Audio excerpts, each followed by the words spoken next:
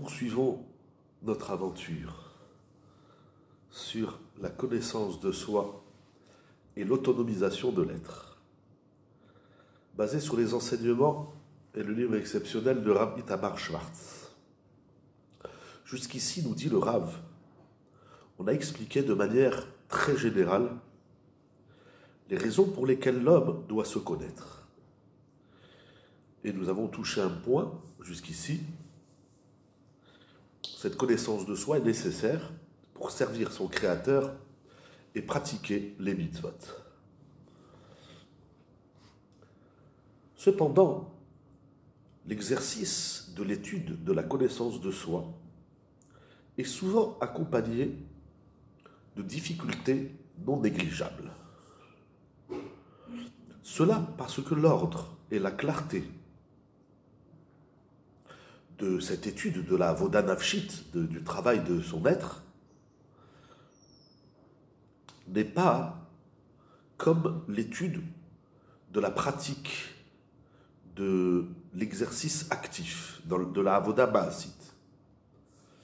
Bien que le travail que l'homme doit effectuer sur son être est tout aussi obligatoire et pas moins que le travail actif, il y a tout de même dans l'étude du nefesh, le monde de l'intériorité de l'être, une difficulté et qui n'allège pas le travail tel l'étude de la halakha les maaseh. Nous allons voir que donc, dans la Torah, nous avons vu il y a deux parties.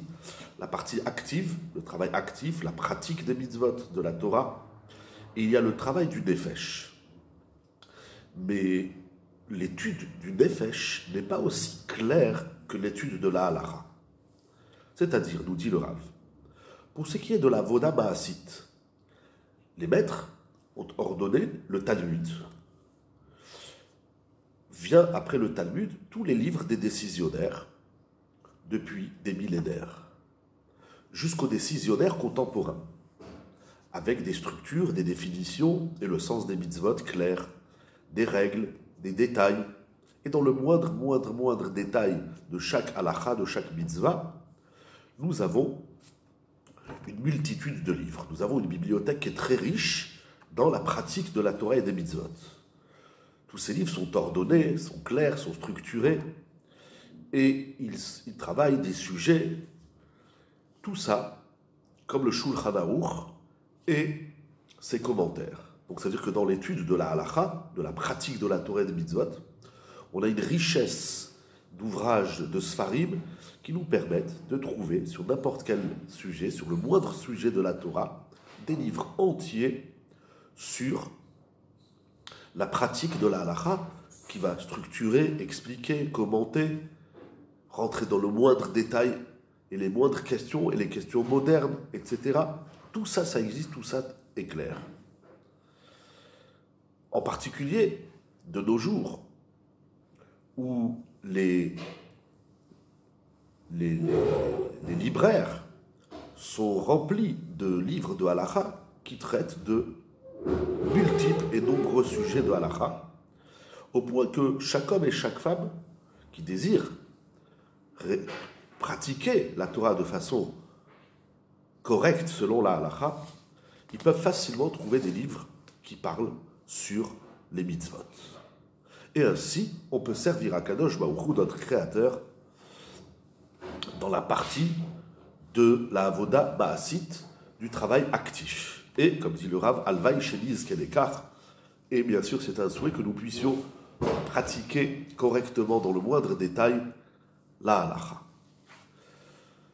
Cependant, pour ce qui est de la avoda nafshit du nefesh, les livres qui traitent de cette étude, de la connaissance de soi, de façon claire et ordonnée, ne sont pas nombreux. Il n'y a pas beaucoup d'ouvrages qui font ce travail. Attention, bien que nos sages ont beaucoup écrit sur l'univers de l'intériorité en l'âme apnimi, on trouve dans le Talmud, dans les Midrashim, dans les maîtres du Moyen-Âge, dans les Acharonim des derniers siècles, mais tous ces enseignements sont éparpillés ici et là dans la littérature, un peu ici, un peu là. Les sujets traitant du monde intérieur, de Olam Apnimi, ne sont pas réunis dans un seul endroit, dans un seul ouvrage, et n'expliquent pas suffisamment le sujet. Nous n'avons pas ce qu'on appellerait un Shulchan Aruch, avec des commentaires qui ordonnent et expliquent les sujets qui sont liés au monde de l'intériorité. Il est vrai, dit le Rav, que de nos jours, il existe des ouvrages qui traitent des sujets du Olam Apnimi, mais cependant ces livres manquent d'ordre, c'est-à-dire qu'ils n'expliquent pas suffisamment l'ordre du monde intérieur, son essence et le cheminement pratique qui conduit à la connaissance de soi et l'exercice, le travail à faire avec les énergies de notre être. Il n'y a pas d'ouvrage, et s'il y en a, il manque de cette précision, de cette structure minutieuse, de la définition, de la structuration, de l'agencement et du cheminement du processus pour y arriver. Alors on va parler de grandes théories, de grands thèmes, de grands sujets, c'est important bien évidemment. Mais comment on y arrive? C'est très très important parce que il manque le pont entre la théorie et la mise en pratique du monde de l'intériorité du Nefesh.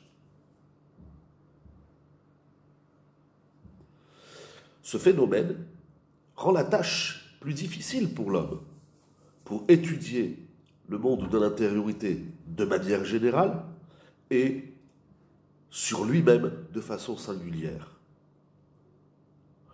Cette difficulté est connue et très répandue, et nombre de gens ont du mal à se confronter à ça parce qu'on comprend, on sent, on sait qu'on a un monde intérieur, qu'on a des émotions, des sensations, des ressentis, etc.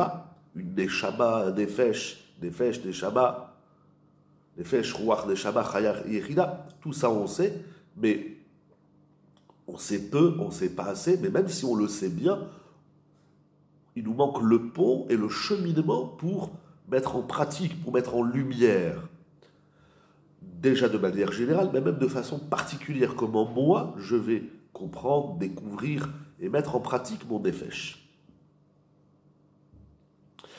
C'est à cela que le Rav s'est consacré dans ce Sefer extraordinaire pour nous expliquer tout cela, comme nous avons vu et comme nous continuerons à voir avec l'aide d'Akadosh Baruch.